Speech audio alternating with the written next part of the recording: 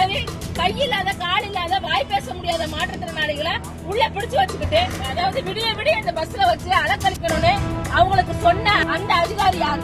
விடியல் அரசு சொல்லி விடியாத ஒரு இரவை எங்களுக்கு காட்டிட்டு இருக்காங்க.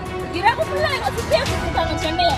இப்படி மாற்றுத்திறனாளிகளை அலங்கரிக்கக்கூடிய ஒரு அரசை இதுவரை பார்த்ததில்லை.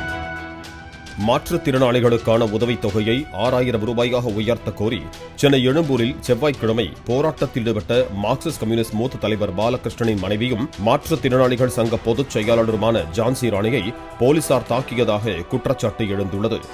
மாற்றுத்திறனாளிகளை போலீசார் கைது செய்து அரசு பேருந்துகளில் ஏற்றி கிளாம்பாக்கம் பேருந்து நிலையத்தில் இறக்கிவிட்ட போது ஜான்சி ராணி தாக்கப்பட்டதாக கூறப்படுகிறது.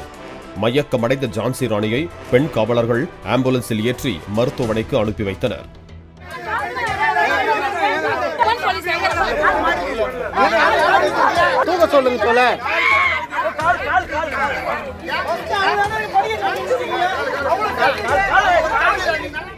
போலீசார் தங்களை இரவு முழுவதும் மாநகர பேருந்திலேயே அடைத்து வைத்ததால் உணவின்றி பேருந்திலேயே தூங்கியதாக மாற்றுத்திறனாளிகள் தெரிவித்தனர்.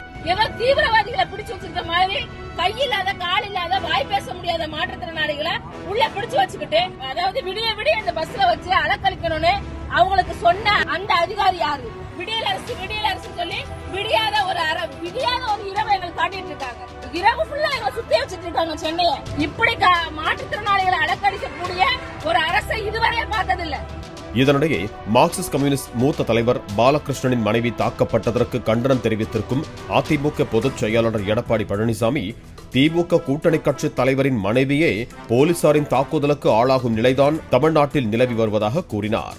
மாற்றுத்திறனாளிகள் என்றும் பாராமல் போலீசார் அவர்களை அலைக்கழித்து ஈவு இரக்கமற்ற முறையில் நடந்து கொண்டதாகவும் அனைத்து விதமான கோரிக்கை குரல்களை ஒடுக்க நினைப்பதுதான் திமுகவின் பாசிச மனநிலைக்கான சான்று எனவும் இபிஎஸ் சாடினார்.